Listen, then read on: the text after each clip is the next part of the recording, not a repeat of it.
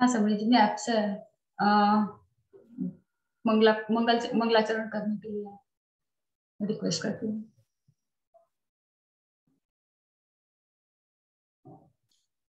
ओम ह्रीं नमो अरहन्ताणं। ओम ह्रीं नमो सिद्धाणं। ओम ह्रीं नमो आयर्याणं। ओम ह्रीं नमो वज्रायाणं। ओम ह्रीं नमो लोये सव्वसाहूणम्। ऐसो पंचनमुक्कारो सर्वपापप्रणाशनो मंगलानं च सव्वेसिं पाढमं हवै मंगलम्।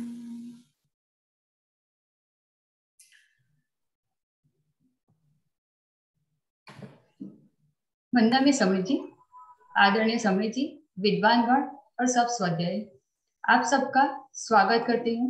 आज ये जैन एकेडमी ऑफ स्कॉलर्स और science and spirituality research institute Ahmedabad के द्वारा शुरू की गई प्रज्ञापाय सूत्रों की श्रृंखला का चौथा स्वाध्याय है।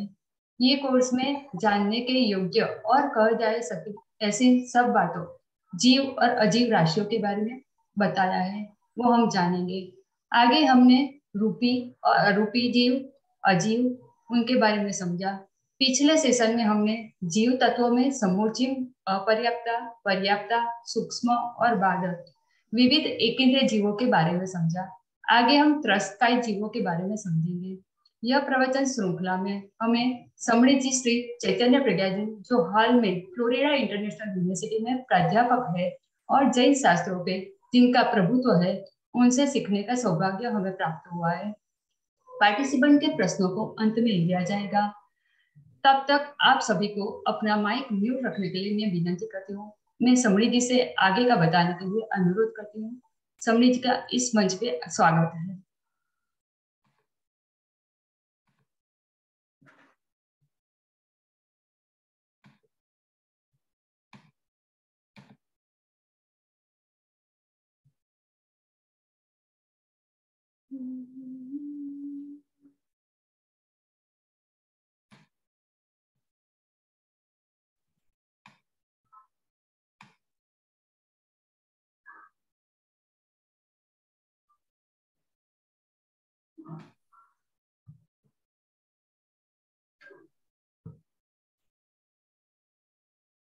समृद्धि जी, आपका स्वागत है। हाँ, मैं शुरू कर रही हूँ।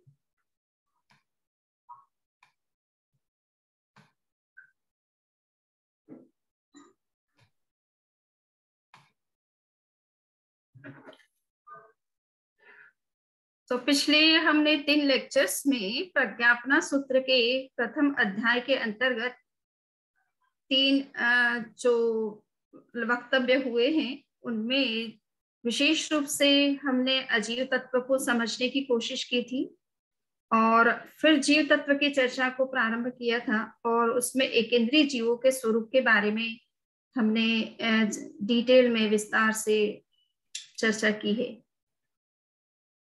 आज हम एकेंद्रीय जीव, जिन्हें स्थावर जीव कहा जाता है, उसकी चर्चा को तो हम फिनिश कर चुके हैं, किंतु आज हम त्रस्त जीवों के बारे में जानकारी करेंगे कि त्रस्त जीव कितने प्रकार के होते हैं, कहाँ कहाँ पाए जाते हैं इस विश्व में, और इस विषय में जैन का क्या चिंतन है। तो हम ये देख रहे हैं कि त्रस्काय के अंतर्गत 2 इंद्रिय से लेकर के 5 इंद्रिय तक के प्राणी आते हैं।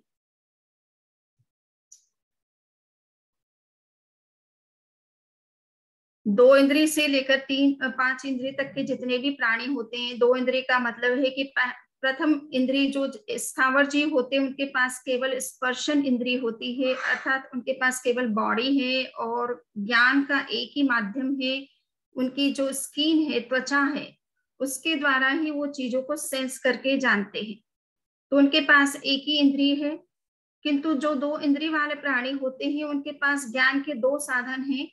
वो त्वचा के द्वारा, स्किन के द्वारा टच करके भी चीजों को जान सकते हैं और साथ साथ में जिह्वा के द्वारा कोई किसी चीज का टेस्ट करके भी जान सकते हैं कि कोई चीज उनके लिए अनुकूल है या प्रतिकूल है, उनके लिए हार्मफुल है या उनके लिए फायदेमंद है।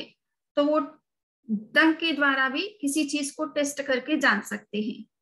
तीन इंद्रिय वाले प्राणियों के पास में एक इंद्रिय और बढ़ जाती है जिसे हम घ्राण इंद्रिय कहते हैं, वो स्मेल करके भी जान सकते हैं। चार इंद्रिय वाले प्राणियों के पास में एक और इंद्रिय बढ़ जाती है जिसे हम चक्षु कहते हैं, आंख कहते हैं, और आंखों के द्वारा देख करके भी वो जान सकते हैं। और पांच इंद्रिय वाले प्राणियों के पास में पांचों इंद्रिया मतलब श्रोत्र इंद्रिय भी ऐड हो जाती है, जिससे कि कान से सुन करके भी आप शब्दों को जान सकते हैं। तो ये पांच इंद्रियां हमारे एक प्रकार से ज्ञान के साधन है। और इनको इंद्रिय कहने का एक प्रयोजन ये है कि आत्मा के लिए एक शब्द का प्रयोग किया जाता है कि आत्मा अपने आप में इंद्र है, बहुत ऐश्वर्य संपन्न है, उसके पास में अनंत शक्तियां हैं, इसलिए वो इंद्र की तरह अपने आप में उच्च तत्व है और जिसके पास अनेक प्रकार की शक्तियां हैं। तो उसका वो उपयोग किस तरह से करती है उसके ऊपर है और कर्म के ऊपर डिपेंड करता है कि उसका डेवलपमेंट किस रूप में कहाँ किस योनि में होता है। तो ये पांच इंद्रियां कम से कम उसकी ऐसी सोर्स है जिससे कि आप आत्मा फिजिकल लेवल पर काम करती है ना। सो ये पांच इंद्रियों के माध्यम से वो फिजिकल वर्ल्ड से कांटेक्ट करती है, फिजिकल वर्ल्ड के बारे में जो भी जानकारी करना है वो करती है, उसका जिस रूप में उपयोग करना चाहती है उस रूप में करती है। तो ये पांच इंद्रियां एक तरह से आत्मा को एक्सप्रेस करने के साधन है फिजिकल लेवल पर, जो विभिन्न प्रकार की एक तरह से कॉन्शियसनेस के ही पर्टिकुलर फॉर्म्स कह सकते हैं आप। सो ये कॉन्शियसनेस किस तरह से एक्सप्रेस होती है इन इंद्रियों के माध्यम से, वही एक तरह से इंद्रिय कही गई है, यानी ज्ञान के साधन कहे गए हैं। अब दो इंद्रिय वाले प्राणियों के बारे में कहा जाता है कि इनकी 2 लाख योनियां हैं। तीन इंद्रिय वाले प्राणियों की भी 2 लाख योनियां हैं। चार इंद्रिय वाले प्राणियों की भी 2 लाख योनियां।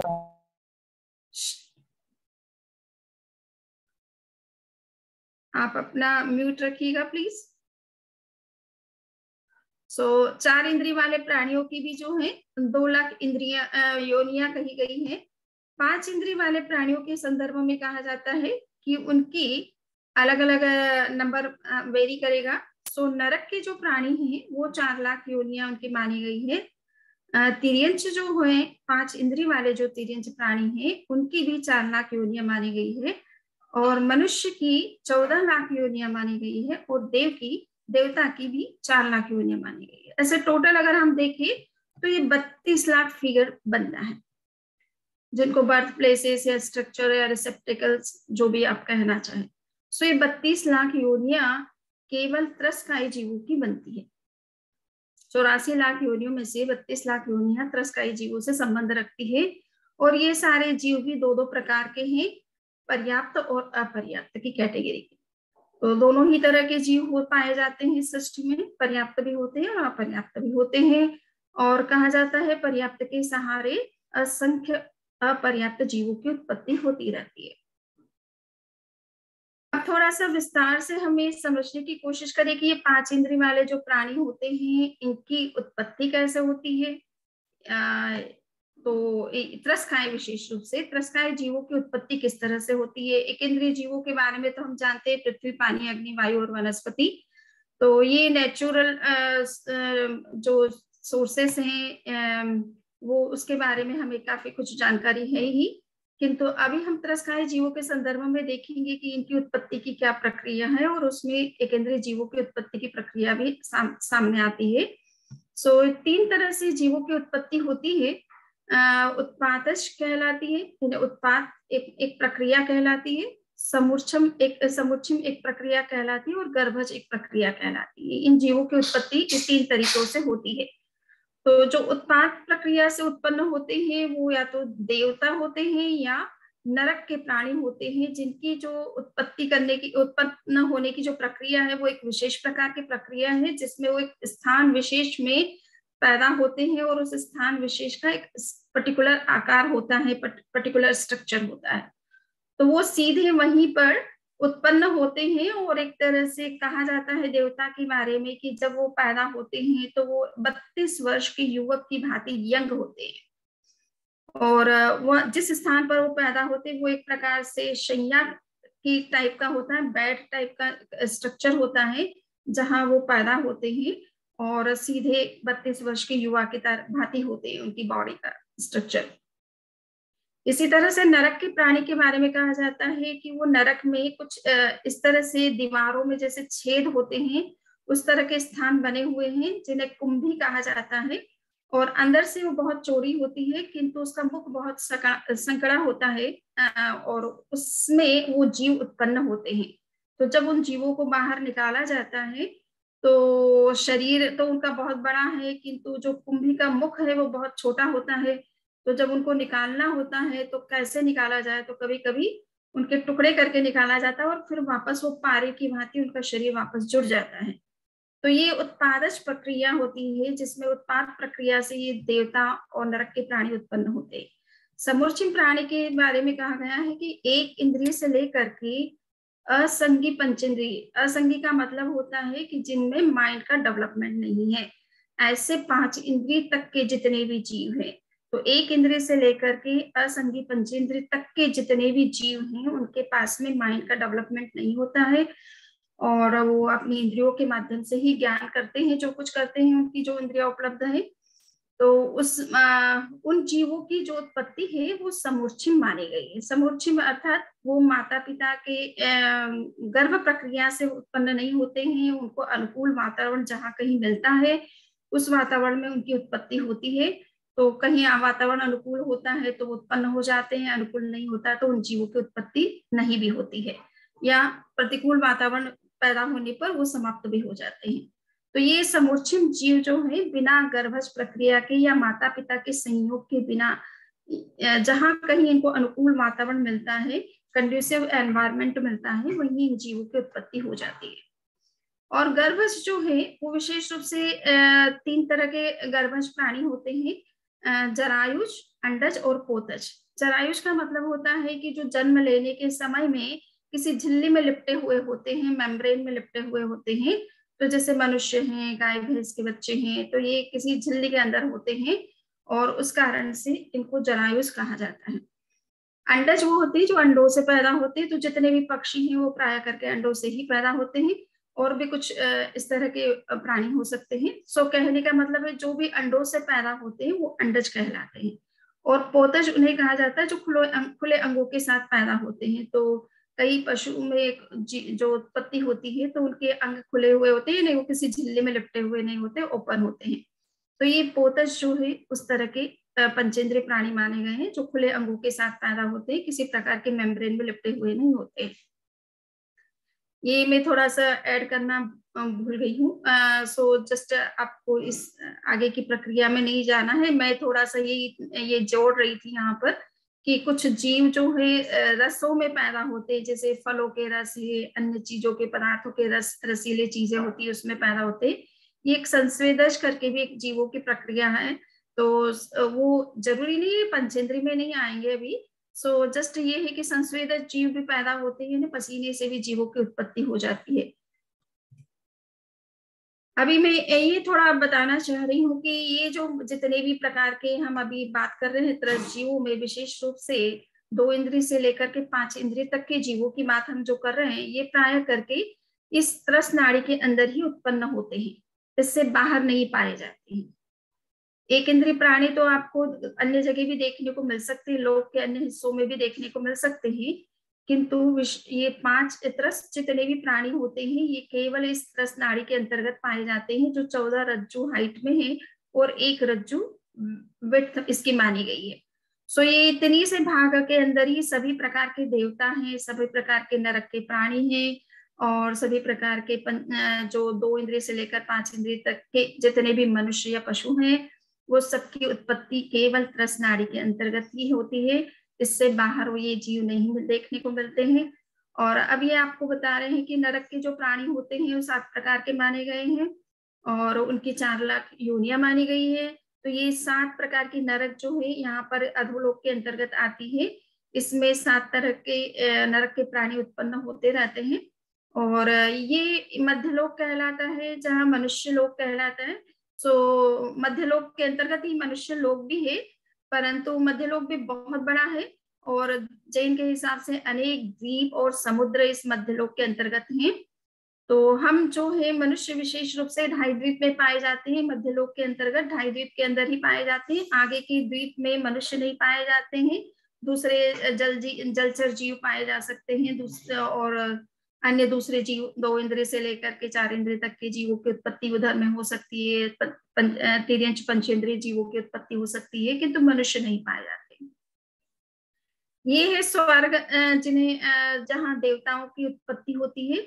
तो जैन धर्म के हिसाब से 26 स्वर्ग माने गए हैं, 12 वैमानिक देवलोक कहे जाते हैं, 9 ग्रेवेयक कहलाते हैं। ये 12 तो वैमानिक है, जहाँ की हेरारकी है।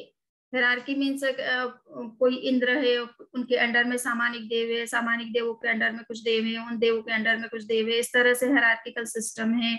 स्वामी और सेवक की व्यवस्थाएं हैं, सबके अलग अलग काम के डिस्ट्रीब्यूशन हैं। तो इस तरह की जो चीज व्यवस्थाएं जहाँ होती है वो वैमानिक देवलोक कहलाते हैं। इस तरह के 12 प्रकार के देवलोक हैं। ये 9 प्रकार के 9 ग्रेवेयक कहलाते हैं। ये चूंकि लोक की ग्रीवा यानी गले के स्थान पर होने से इनको ग्रेवेयक कहा गया है। सो 9 प्रकार के ग्रेवेयक देव कहलाते हैं। इधर में स्वर्ग है यहाँ पर 9 प्रकार के, और यहाँ 5 प्रकार के अनुत्तर विमान नाम के 5 स्वर्ग हैं, जो कि सर्वोच्च कैटेगरी के माने जाते हैं, जिसमें सर्वार्थ सिद्धि सबसे हाईएस्ट लेवल का स्वर्ग माना जाता है। और कहा जाता है कि जिन जीवों की उत्पत्ति इस सर्वार्थ सिद्धि अनुत्तर विमान के अंदर होती है, वो निश्चित रूप से एक भव से ज्यादा जन्म नहीं लेता, यानी एक जन्म से ज्यादा नहीं करता है, और उसकी मुक्ति हो जाती है। सो इस तरह की भव्य आत्माएं इस अंतिम स्वर्ग में जन्म लेती है। उसके ऊपर ये इतना सा जो स्थान आपको दिखाई दे रहा है, ये मोक्ष का स्थान कहलाता है। ये एक पृथ्वी है जिसका नाम है ईशत प्राग भारा पृथ्वी। जैन के हिसाब से ये नरक में जो ये 7 नरक कही गई है, ये 7 प्रकार की पृथ्वियां हैं। इनको नीदरलैंड्स कहते हैं। तो एक दृष्टि से जैन पृथ्वी शब्द का प्रयोग लैंड के लिए करते हैं, जो स्थिर है, जो रिवॉल्व नहीं करती है, किसी सूर्य के चक्कर नहीं लगाती है, जो स्टेबल रहती है। तो ये 7 प्रकार की पृथ्वियों को 7 रत्न प्रभा आदि नाम दिया गया है।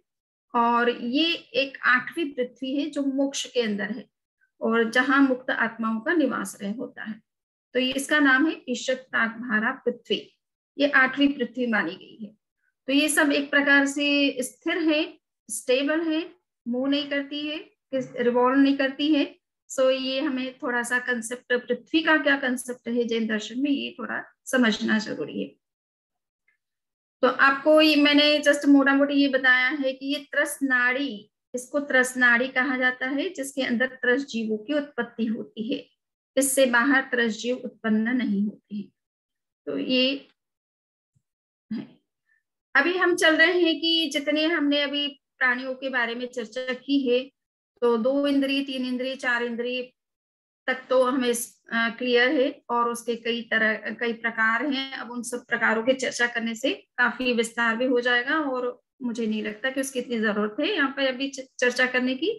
पर हाँ, तिर्यंच पंचेंद्रिय प्राणी के संदर्भ में हम समझ लें कि जितने भी हमें पशु दिखाई देते हैं, पक्षी दिखाई देते हैं, तो वो कितने प्रकार के माने गए हैं। तो तिर्यंच प्राणी जो संसार में जितने भी हमको देखने में आते हैं, वो 20 प्रकार के माने गए। विशेष रूप से तिर्यंच जितने भी प्राणी हैं उनको 3 तरह से क्लासिफाई किया गया है। एक है जलचर प्राणी, एक है स्थलचर प्राणी, और एक है खेचर। खेचर यानी आकाश में उड़ने वाले। खे का अर्थ होता है आकाश, और आकाश में जो विचरण करते हैं उनको खेचर कहा जाता है।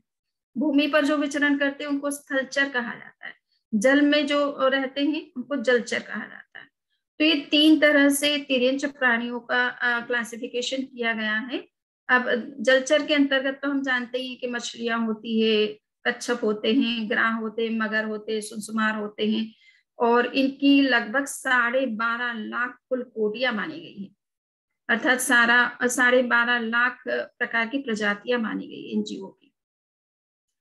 और स्थलचर प्राणी के अंतर्गत 2 तरह के प्राणी आते हैं, चतुष्पद और परिसर्प।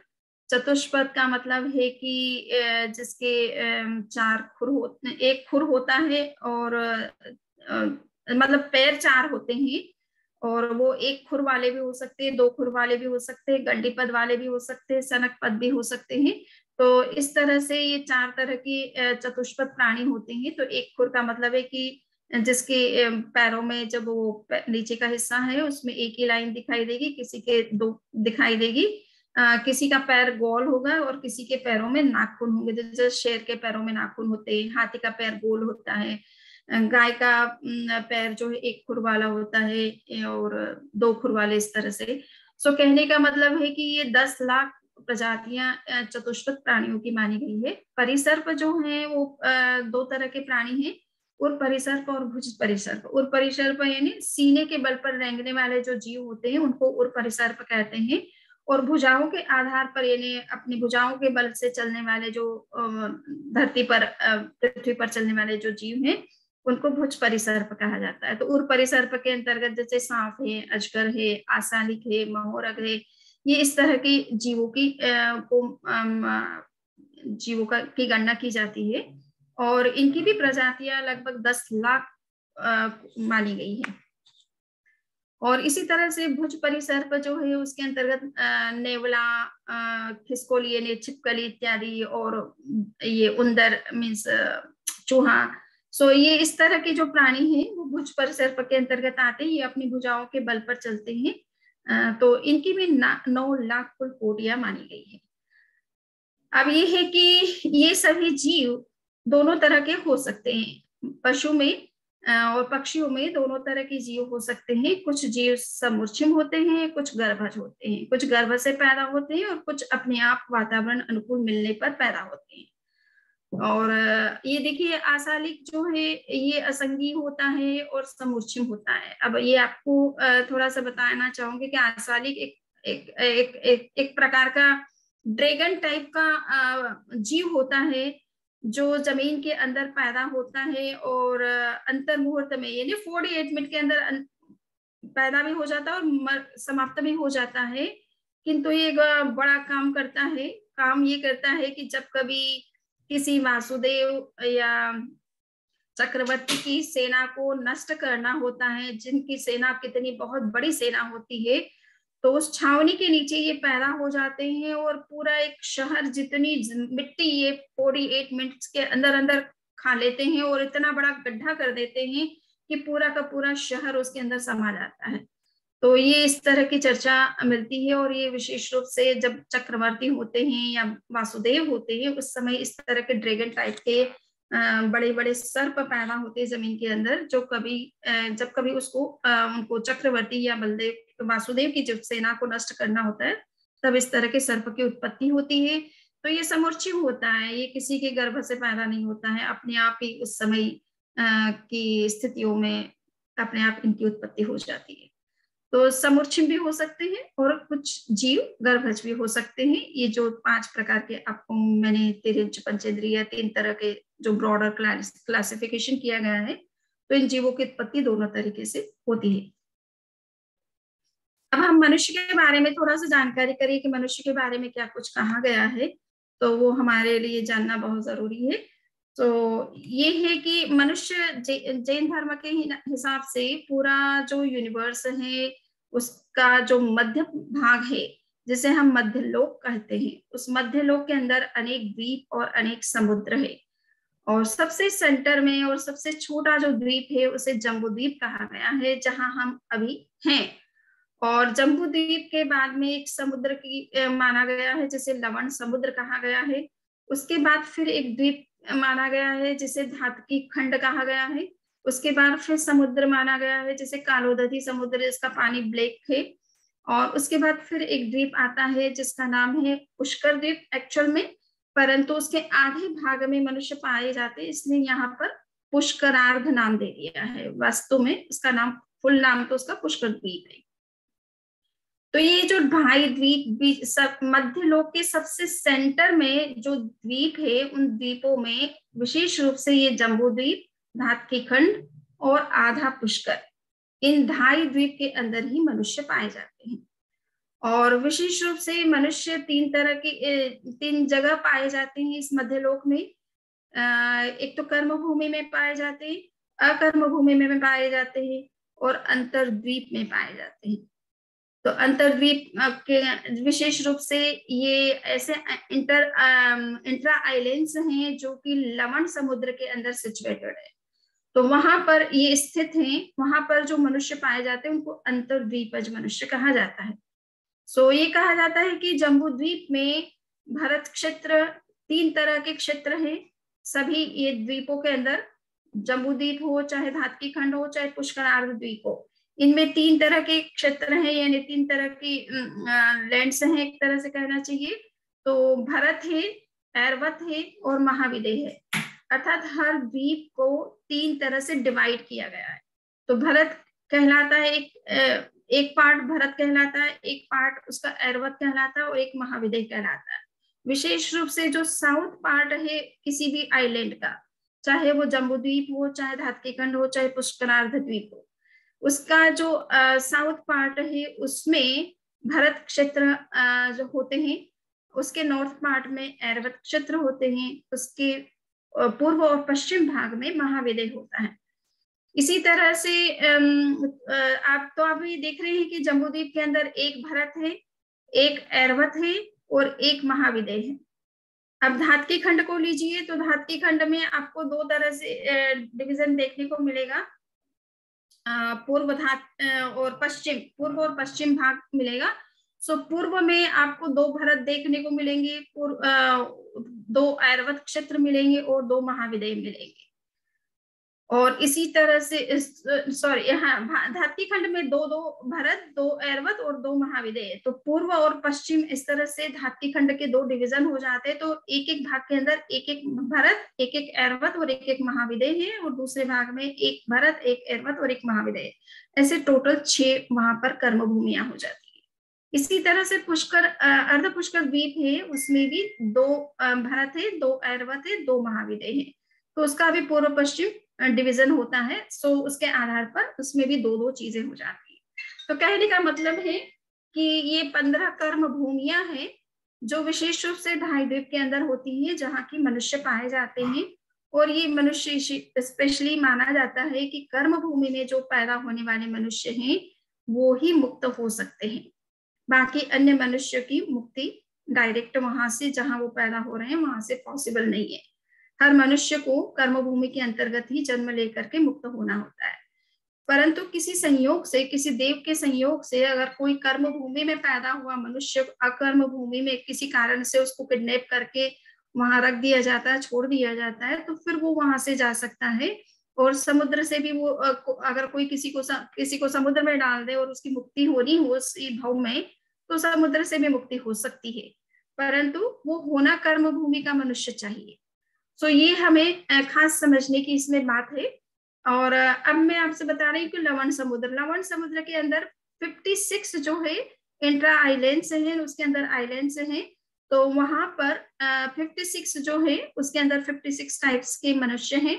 और इन मनुष्यों के बारे में बहुत बड़ी विचित्र बातें आती हैं कि किसी मनुष्य का पैर एक ही जंघा है, किसी का मुंह हाथी की तरह दिखता है, किसी का घोड़े की तरह दिखता है, किसी का अन्य किसी पशु की तरह दिखाई देता है।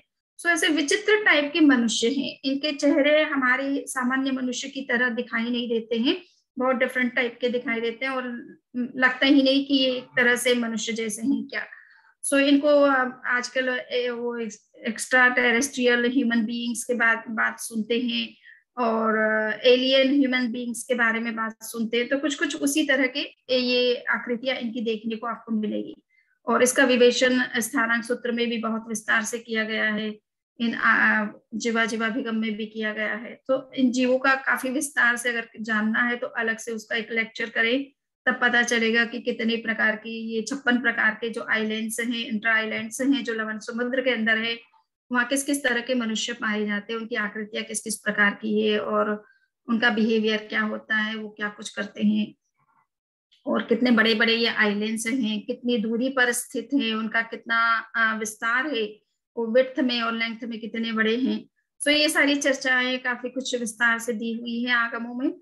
हम उसकी चर्चा अगर करने बैठे हैं तो वो थोड़ा सा अलग से एक लेक्चर उसके लिए लेना पड़ेगा। सो आपने ये देखा कि यहाँ पर जम्बूद्वीप और धात्की खंड और पुष्करार्ध द्वीप के अंदर 15 तो कर्म भूमियां होती है, किंतु 30 अकर्म भूमियां भी होती है।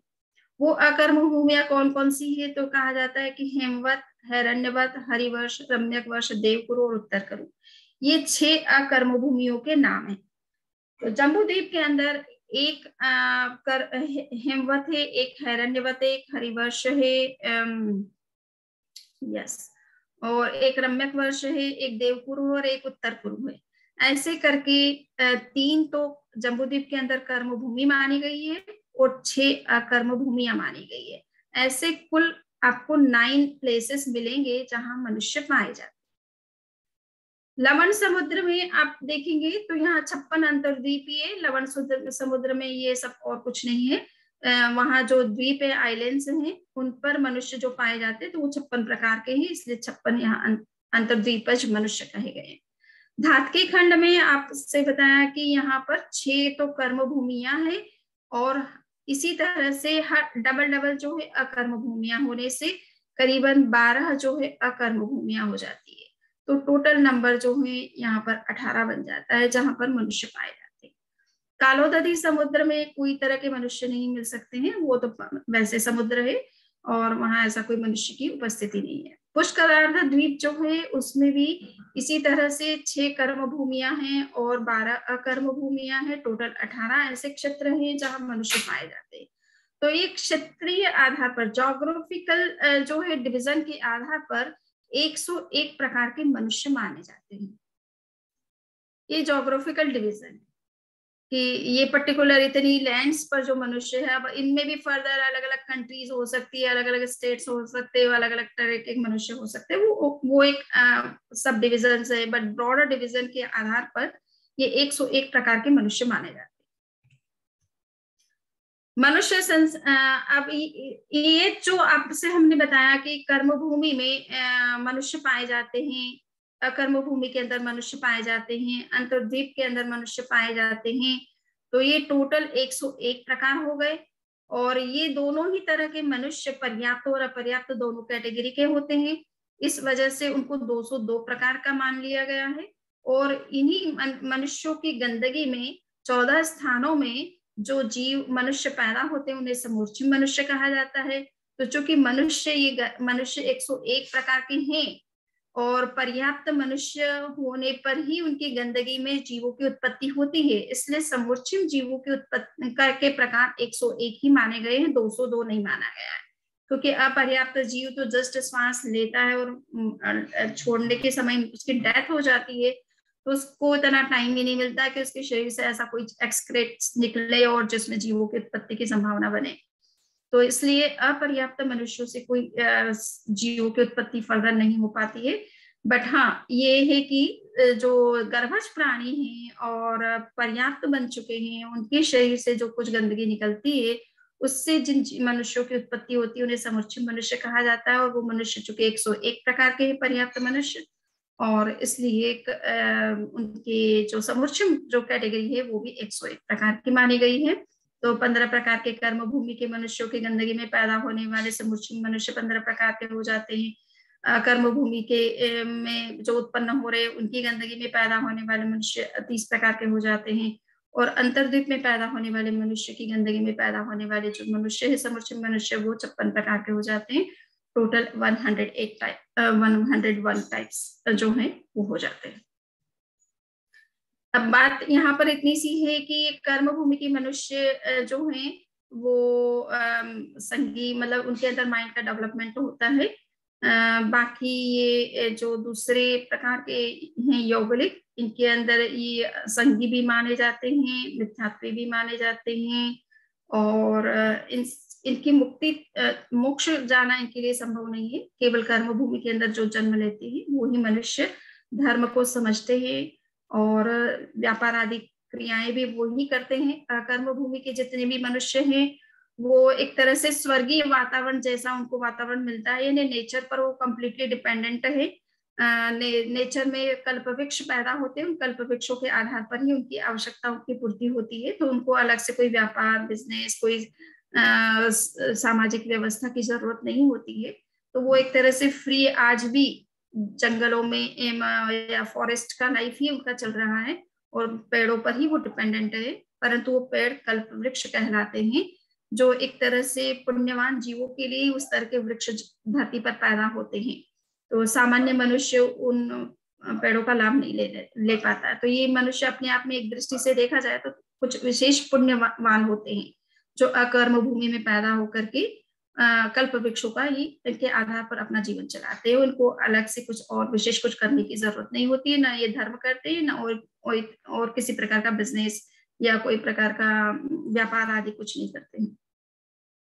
और अंतर्द्वीपज मनुष्य भी ये जो है वो ये यौगलिक कहलाते हैं, मीन्स युगल रूप में पैदा होते हैं, और ये भी वैसे व्यापार आदि कुछ नहीं, इनका जीवन समुद्री के आधार पर, समुद्री जो चीजें मिलती है उसी के आधार पर ये जीते हैं। सो इनमें भी कुछ इस तरह का कर्म भूमि की तरह व्यवहार देखने में आपको नहीं मिलेगा, या कोई इस तरह की सामाजिक व्यवस्था है उसमें नहीं मिलेगी। अभी ये कर्म भूमि के मनुष्यों का भी काफी कुछ फर्दर डिवीजन किया गया है। तो आप ये देखेंगे, कभी कभी हम जो जैन धर्म का इतिहास जब पढ़ाते हैं या हिंदू धर्म का इतिहास पढ़ाते हैं, तो ये कहा जाता है कि आर्य भारत से आए, भारत के बाहर से आए थे, और उन्होंने जिस धर्म का विकसित किया वो हिंदू धर्म है, ऐसा लोग और या इतिहास में लिखने वाले जो ऑथर्स होते हैं, जब कभी हिंदुइज्म की हिस्ट्री लिखते हैं तो वो इस तरह की बातें लिखते हैं कि ये आर्यंस बाहर से आए थे और इन्होंने भारत में हिंदू धर्म का विकास किया या प्रचार किया।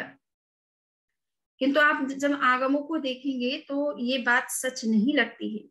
क्यों? क्योंकि मनुष्य दो तरह के पाए जाते हैं। कर्म भूमि के अंदर जो मनुष्य होते हैं वो दो प्रकार के मनुष्य हैं, म्लेच्छ मनुष्य जिनको अनार्य कहा जाता है, और कुछ मनुष्य आर्य कहलाते हैं।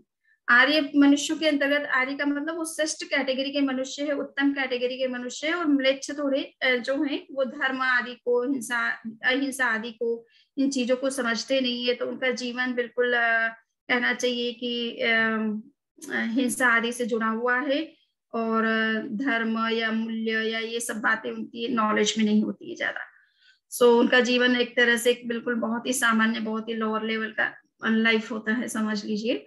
सो ये म्लेच्छ कहलाते हैं, जिनको अनार्य कहा गया है, और जिन्हें धर्म की का ज्ञान है, अहिंसा का ज्ञान है, मूल्यों का ज्ञान है, वो आर्य पुरुषों में आते हैं। तो भारत में ये शुरू से ये कैटेगरी मनुष्य की, जो भगवान महावीर के समय से ही, और या कहना चाहिए पहले से, ये मनुष्य की दो कैटेगरीज मानी गई कर्म भूमि के मनुष्यों की, कि कुछ मनुष्य म्लेच्छ होते हैं, कुछ मनुष्य आर्य कैटेगरी के होते हैं। और आर्य कैटेगरी का होने का दो मापदंड है। एक है कि जो जिनके पास में रिद्धि सिद्धियां होती है, विशिष्ट शक्तियां होती है, जो एक कॉमन मनुष्य की तरह नहीं होते, जिनके पास कुछ विशेष देवीय संपदाएं होती है, और मिस्टिकल पावर्स का हो या कुछ स्पेशल पावर्स का हो उनके पास में होती है, तो वो रिद्धि प्राप्त मनुष्य कहलाते हैं। और रिद्धि प्राप्त मनुष्य के अंतर्गत 6 प्रकार के मनुष्य माने गए हैं: अरिहंत, चक्रवर्ती, बलदेव, वासुदेव, चारण और विद्याधर। तो अरिहंतों के पास में विशिष्ट शक्ति होती है, आप उनके अष्ट प्रातिहार्य होते हैं, 34 अतिशय होते हैं, 35 वचनातिशय होते हैं, तो उनका बड़ा विशिष्ट व्यक्तित्व होता है।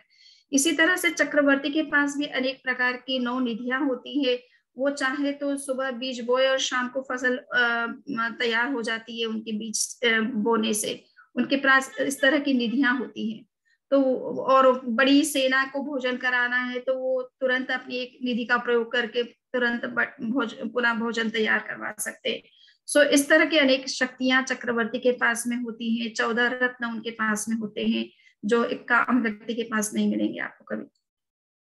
इसी तरह से बलदेव के पास में भी विशिष्ट शक्तियां होती है, वासुदेव के पास में वो त्रिखंड के मालिक होते हैं, और चक्रवर्ती एक तरह से वर्ल्ड एम्परर की तरह होते हैं। पूरे वर्ल्ड पर उनका जो समय का जोग्राफिकल जो भी वर्ल्ड का स्ट्रक्चर रहा है और जहाँ कहीं मनुष्य थे उन सब पर उनका एक तरह से शासन होता है, इसलिए चक्रवर्ती षटखंड के वो माने जाते हैं, मालिक माने जाते हैं, राजा माने जाते हैं।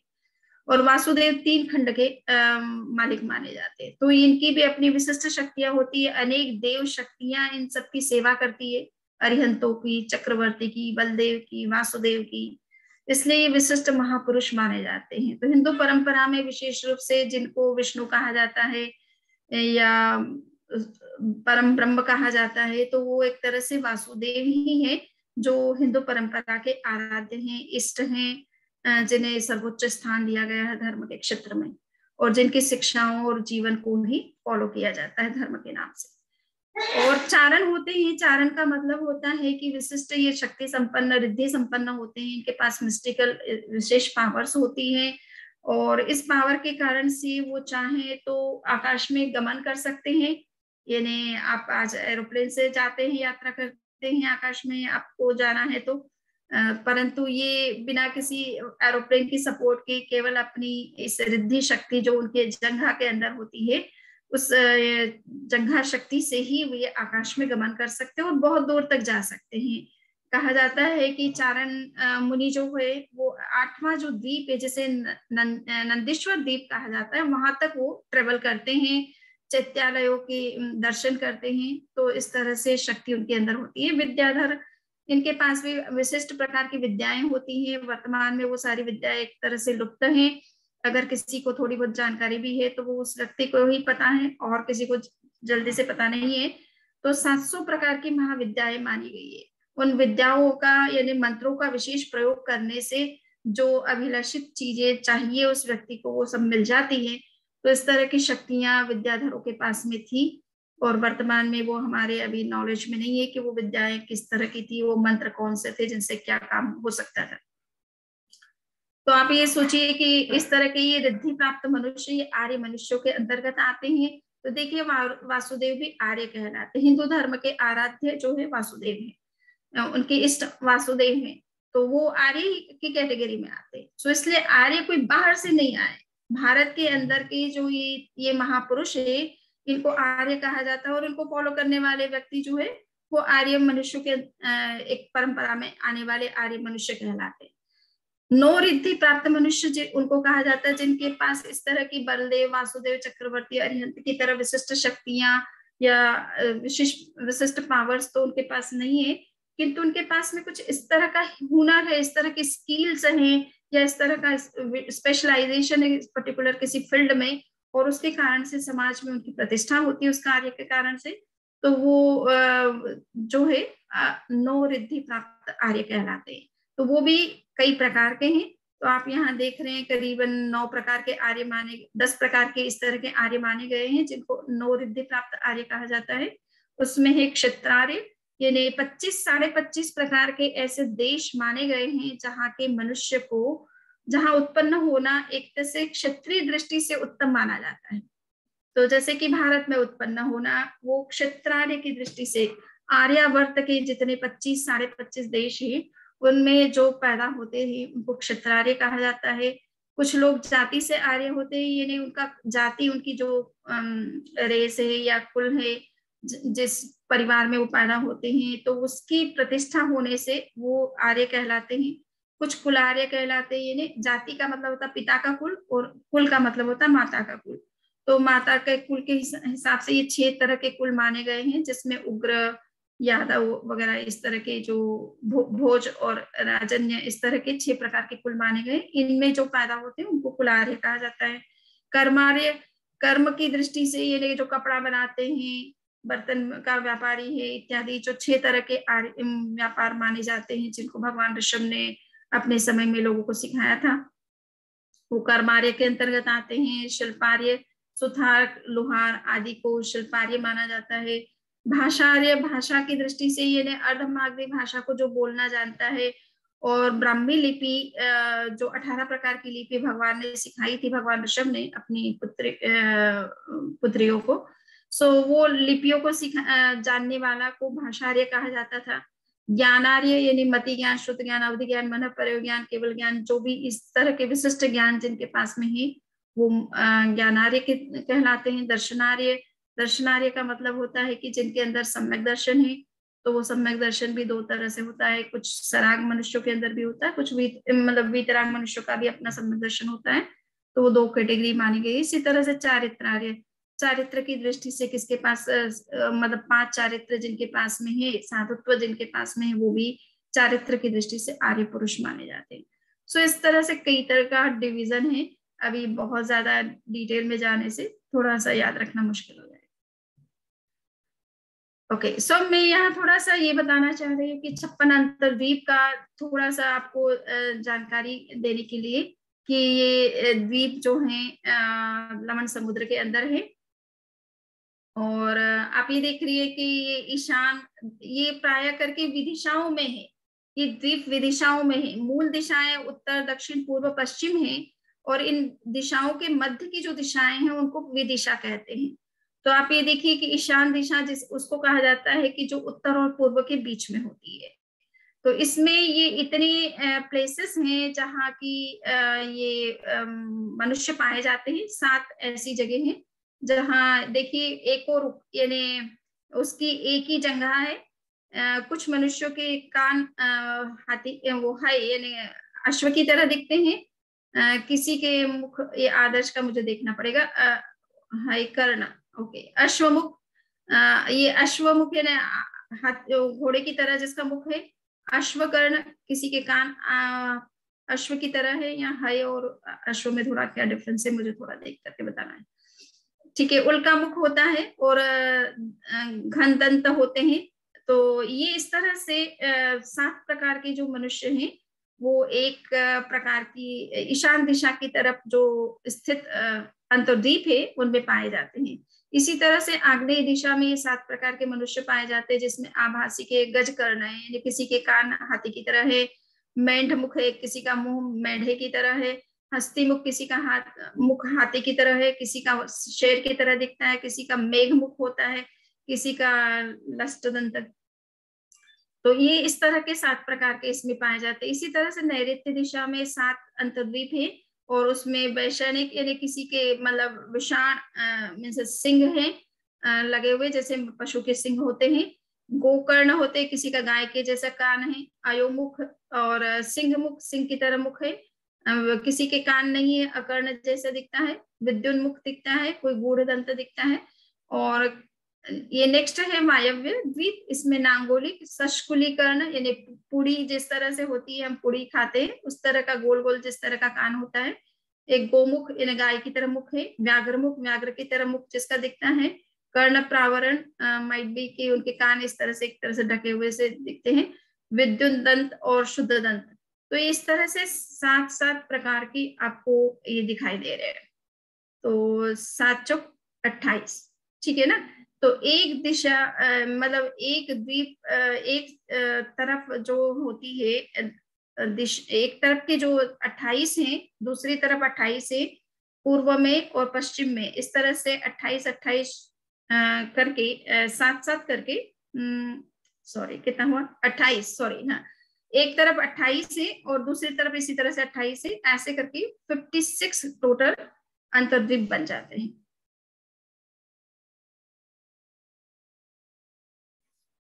अब हम देवता के बारे में थोड़ा सा विस्तार से देखें कि देवता, हमने तिर्यंच देख लिया, तिर्यंच पंचेंद्रिय देख लिया, मनुष्य देख लिया। अब हम देव के बारे में देख रहे हैं कि देवता भी जो है 4 प्रकार के माने गए, भवनपति, व्यंतर, ज्योतिष और वैमानिक।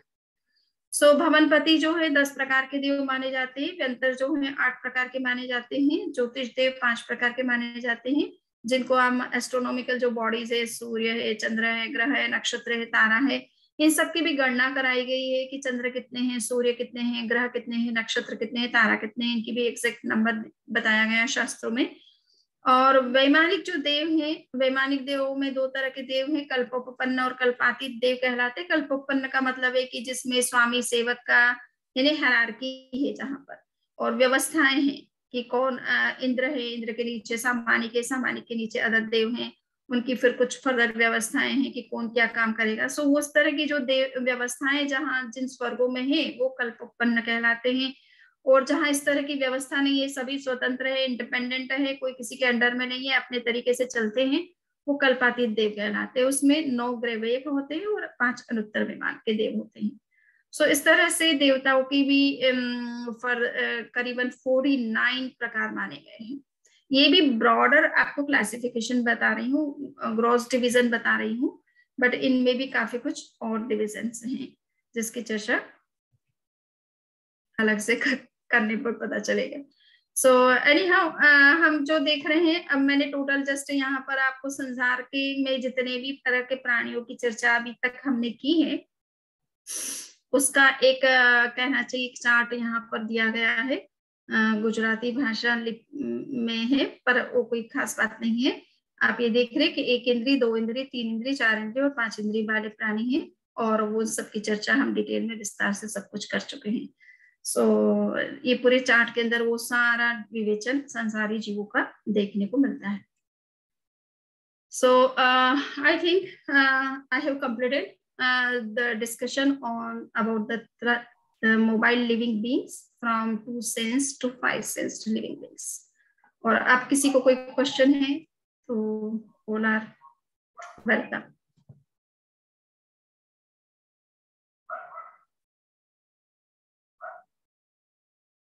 समड़ी जी, अभी तक तो किसी को कोई क्वेश्चन नहीं है, पर मुझे एक क्वेश्चन है, क्या मैं पूछ सकती हूँ? सभी को छूट है, आप भी उसमें इंक्लूड है। मुझे समोच्चयी जीवों के बारे में बहुत मतलब ज्यादा डिटेल में जानना हो तो कैसे पता चल सकता है? समोच्चयी जैसे आपने बताया कि विकलेंद्रिय, जैसे मतलब त्रस्काय में चौवीरेंद्रिय तक की या असंधि तक की आपने बताया कि समोच्चयी जीव हो सकते हैं। तो समोच्चयी जीवों की उत्पत्ति कैसे होती है और क्या होता है, उसके बारे में कुछ जानना हो तो ज्यादा डिटेल में, तो कैसे जान सकते हैं? ओके, सो देखिए इन्हीं आगमों को पढ़ने से आपको विस्तार से थोड़ा और मिल सकता है। मैंने वैसे जीवाभिगम में समोच्चयी जीवों के संदर्भ में जो कुछ कहा है ऑलमोस्ट मैंने कवर किया है अपने डिस्कशन में। पर अगर आपको और क्या जानना है तो आप प्रश्न थोड़ा सा भेजेंगे, उसके हिसाब से कहाँ क्या उसका डिटेल मिलता है वो हम देख करके थोड़ा बता सकते हैं। हाँ, खास तौर पे समोच्चयी की योनि और समोच्चयी वो सब थोड़ा सा डिटेल में जानना था। इसलिए जो एक्चुअली अपने बात कर रहे थे पिछले मतलब जब अपनी आरटीएम हुई थी तब बात हो रही थी, जो लैब कल्चर मीट की जो बात हो रही थी, तो मेरे हिसाब से उसको मैं जान के फिर आपको कुछ मतलब पढ़ के फिर आपको ज्यादा क्वेश्चन उसके बारे में पूछ सकती हूँ। ठीक है, आप स्पेसिफिक कुछ जो भी पूछना चाहे वो मुझे बता दे पहले तो। क्योंकि हाँ। जब हमने चर्चा की है केंद्रीय जीवों की तो बहुत विस्तार से चर्चा की है, कितने प्रकार की मिट्टियां हैं, सब समोच्चयी में है, अपने आप उत्पन्न होती है, उसको कोई वो माता पिता कोई गर्भ प्रक्रिया उसके पीछे तो है नहीं। हाँ। तो वो अपने आप ही वातावरण में जहाँ जैसा अनुकूल इनको कंड्यूसिव एनवायरनमेंट मिलता है वहीं जीवों की उत्पत्ति होती रहती है, उस तरह की मिट्टी पैदा होती रहती है, बढ़ती रहती है। सो ये बात से उसी से उस विवेचन से काफी कुछ स्पष्ट ही है। फिर भी अगर कोई क्वेश्चन है तो आप पूछिएगा। हाँ पक्का, मैं थोड़ा सा पढ़ लूँ फिर डेफिनेटली आपको वापस पूछूंगी। हाँ yes. और किसी का कोई क्वेश्चन है तो पूछ सकते हैं, हैंड रेज कर सकते हैं। क्या विशाल जी आप कुछ पूछना चाहोगे? हाँ अपना माइक नहीं। श्रवणी जी, हाँ ये जो अभी समोच्चयी जीव के बारे में प्रश्न पूछे ना, तो मुझे भी उसी के बारे में थोड़ा पूछना था। जो आज हम जिसको फेजेस कहते हैं, बैक्टीरियोफेजेस, वो क्या ये इसी का प्रकार है समोच्चयी जीव का? तो यही क्योंकि देखिए बैक्टीरिया अगर एक इंद्रिय जीव नहीं 2 इंद्रिय जीव हो सकता है, पर सपोज 2 इंद्रिय भी है या 3 इंद्रिय भी है या 4 इंद्रिय भी है तो वो सब कुछ समोच्चयी ही है, ठीक है ना, सारे वो जीव समोच्चयी ही है। एक इंद्रिय से लेकर के असंगी पंचेंद्रिय तक के मनुष्य तो समोच्चयी है ही, सभी समोच्चयी कैटेगरी ही है, वहां पर दूसरा कोई कैटेगरी ही नहीं है। मनुष्य के अंदर है कि वो गर्भस्थ भी हो सकता है और समुच्चयी भी हो सकता है, तिरिंच पंचेंद्रिय के अंदर गर्भस्थ भी हो सकता है और समुच्चयी भी हो सकता है। और उपपात एक कैटेगरी जो देवता और स्वर्ग के बारे में है वो होती है, ठीक है ना। ओके। और जो समुद्रशिम जीव हमारे एक्सक्रीशन में से उत्पन्न होते हैं, पर्सपिरेशन हो या सलाइवा या उसी में से, तो मतलब क्या हम ऐसा कह सकते हैं कि वो समुद्रशिम जीव के अंदर जिसके एक्सक्रीशन में से वो उत्पन्न हुए हैं उसके कोई लक्षण उसमें आ जाए, या ऐसा कुछ उसके उसके साथ कुछ समानता हो, ऐसा कुछ कोई कोरिलेशन है क्या? अच्छा एक मिनट आशीषा, प्लीज ऐसा करिए कि आप ना सबको म्यूट रखिए और जो लोग क्वेश्चन करे रेज करे हैंड, बस उसी को अनम्यूट करिए प्लीज, है ना। हमने जी ज्यादातर सब अनम्यूट ही, अरे सॉरी म्यूट किया हुई है। बैकग्राउंड से हाँ बहुत बैकग्राउंड कहीं से आ रहा था, मैं देख रही हूँ। है ना। सो सभी को म्यूट रखिए ताकि क्या है कि वो बात को भी सुनने में इजी रहे और आंसर करें तो सामने वाले को पूरा सुनाई दे, ठीक है। सो जस्ट हाँ, तो आपने जो प्रश्न किया है कि समुच्चय मनुष्य, अब देखिए पहली बात तो ये है कि उनको मनुष्य कहने का मतलब ही क्या है। मनुष्य के फीचर्स उनमें है तभी ना मनुष्य कहा जा रहा है, समझ में आया ना। तो सारी वो उनके उनमें आहार पर्याप्ति, इंद्रिय पर्याप्ति और शरीर पर्याप्ति पूरी तरह से एक तरह से कंप्लीट हो जाती है उनके अंदर। 5 प्रकार की इंद्रियों का विकास हो जाता है। बॉडी जो आपका बॉडी फॉर्मेशन है उसी तरह की बॉडी उनकी फॉर्म्ड हो जाती है।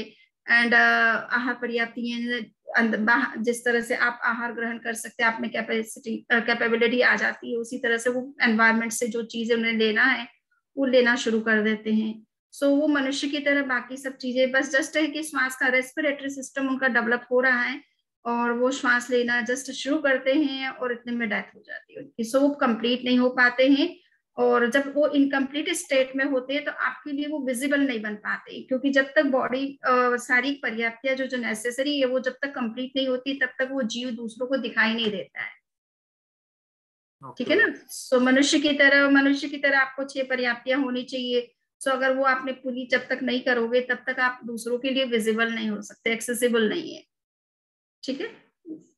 ओके।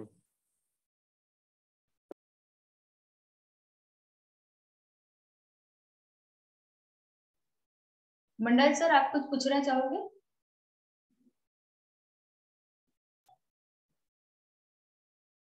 भंडारी सर। ये तो सब क्लियर ही है, चार्ट से जैसे बताया है सब, तो मेरे पास तो कोई प्रश्न नहीं है। सही। तो क्या किसी का कोई प्रश्न नहीं है तो आज के सेशन को यहाँ कंक्लूड करके कमला धोखा जी है ना, कमला जी प्रश्न करना चाहती है, आप अपने आप को म्यूट जी। मेरा प्रश्न ये, मैं कंफ्यूज हूँ कि संघी और असंघी वही समुच्चय जीव है या क्या, कैसे? संघी और असंघी मनुष्य वो क्या अलग कैटेगरी है? हाँ, तो देखिए समूर्छिम जितने भी जीव होते हैं, चाहे वो 1 इंद्रिय हो चाहे 5 इंद्रिय हो, सभी समूर्छिम जीव जो होते हैं वो असंगी ही होते हैं, ठीक है ना। जितने भी समूर्छिम प्रक्रिया से जो भी पैदा होंगे, जो माता पिता की गर्भ प्रक्रिया से पैदा नहीं होंगे या फिर उपपात प्रक्रिया से जो उत्पन्न नहीं होंगे, वो उनके पास में माइंड का डेवलपमेंट नहीं होगा, तो वो सारे असंगी, सारे ही असंगी होंगे। और मनुष्य में भी असंगी और संगी है, तो मनुष्य में भी जो समूर्छिम मनुष्य है वो भी असंगी ही होते हैं, है ना। वो तो चूंकि अपर्याप्त स्टेट में मर जाते हैं ना, सो उनका उस स्टेज तक उनका डेवलपमेंट होना पॉसिबल ही नहीं है। बिल्कुल बिल्कुल सही, अब समझ में आया। उनके अंदर भी माइंड नहीं हो सकता है। बताओ ना बात। चलिए,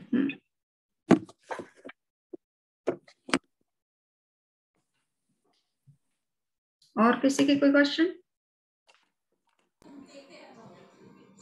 सो काफी कुछ चीजें क्लियर है, सो मेरे ख्याल से इतनी जरूरत नहीं है कुछ पूछने की। नहीं, आपने ये कहा कि जो पर्याप्ति पूरी नहीं होती वो दिखाई नहीं देते, ऐसा है? हाँ, वो जब तक शास्त्रीय दृष्टि से जो विवेचन है मिलता है उस हिसाब से ये कि जब तक जीव अपनी पर्याप्तियां जितनी उसकी जरूरत है वो पूर्ण नहीं करता है तब तक वो विजिबल नहीं होता है। उनको असंप्राप्त कहा गया है, असंप्राप्त। असंप्राप्त यानी आपके सेंसेस के लिए वो एक्सेसिबल नहीं है, आप उनको किस रूप में पहचान पाए ये संभव नहीं है, आइडेंटिफाई नहीं कर पाते हो, वो इतने सटल फॉर्म में होते हैं या इनविजिबल फॉर्म रहता है उनका, उनको डिस्टिंग्विश करना संभव नहीं है। उनके अंदर जो बॉडी कलर आना चाहिए वो जिससे कि आप उसे पहचानते हैं, तो वो कलर एक्सेट्रा वो मैनिफेस्ट ही नहीं होते उस स्टेट में। यानी संगी पंचेंद्रिय मनुष्य भी अपने अपर्याप्त ही समुचित है तो अपर्याप्त रहेंगे सब, कि समुचित में पर्याप्त और अपर्याप्त दोनों हो सकते हैं। हाँ, दोनों कैटेगरी हो सकती है। अगर वो समुचिम है और अपर्याप्त स्टेट में है तो आपके लिए वो एक्सेसिबल नहीं है। अगर वो पर्याप्त बन जाता है, जैसे एक इंद्री से लेकर के पांच इंद्री वाले जो तिर्यंच है वो तो पर्याप्त बनते ही है और आपको दिखाई देते हैं चलते फिरते सब कुछ करते हुए, तो जो पर्याप्त है वो तो दिख जाएंगे आपको, किंतु अपर्याप्त स्टेट में आपको नहीं दिखेंगे, क्योंकि उस स्टेट में कलर वगैरह बॉडी का जो है वो मैनिफेस्ट नहीं होता है पूरी तरह से, so you cannot identify. Sir Jaswant ji आप अपना क्वेश्चन पूछ सकते हो। जो समूर्छन मनुष्य होते हैं उसका आयुष्य तो अंतर्मूर्त रहती है ना? बिल्कुल, अंतर्मूर्त में ही वो उनकी डेथ हो जाती है। अंतर्मूर्त का मतलब है कि एक समय, 2 समय से लेकर के 1 समय कम 48 मिनट के भीतर उनकी डेथ हो सकती है। 2 समय के अंदर भी हो सकती है, 3 समय के अंदर भी हो सकती है, 5 मिनट के बाद भी हो सकती है, 47 मिनट्स के बाद भी हो सकती है। So it depends on their life span. और किसी को कोई क्वेश्चन है?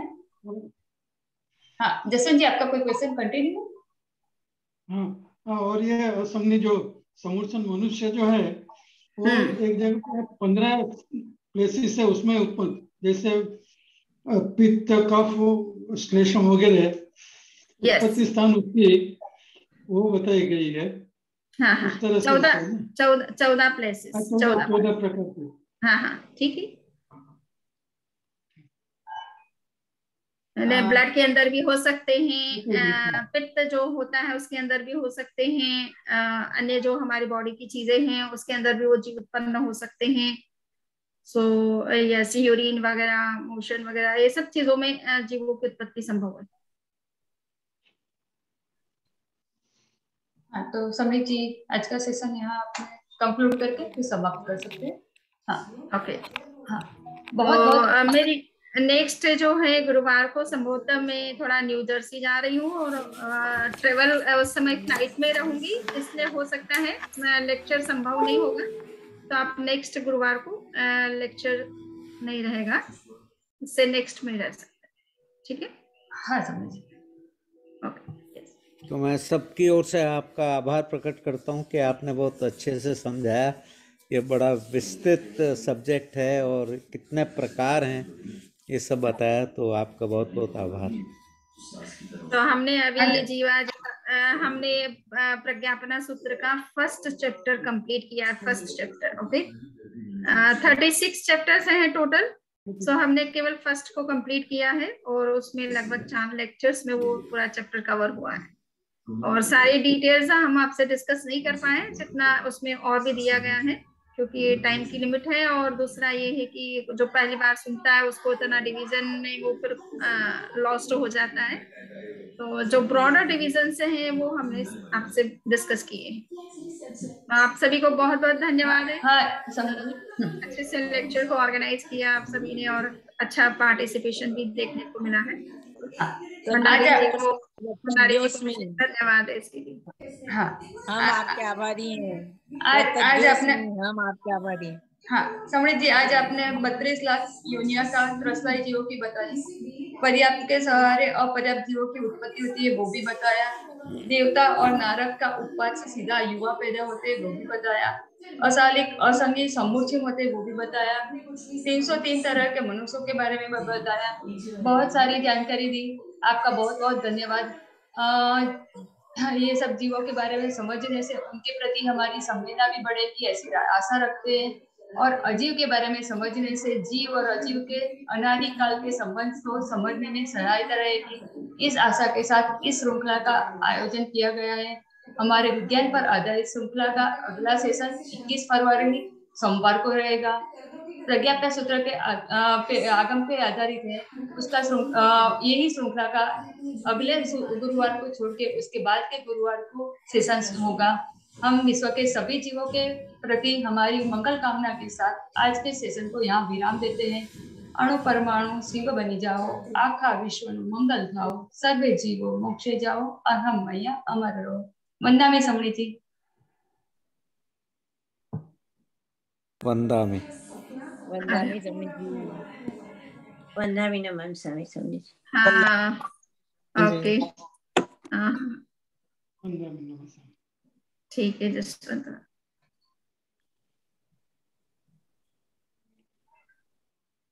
आप सभी का बहुत बहुत धन्यवाद, आभार।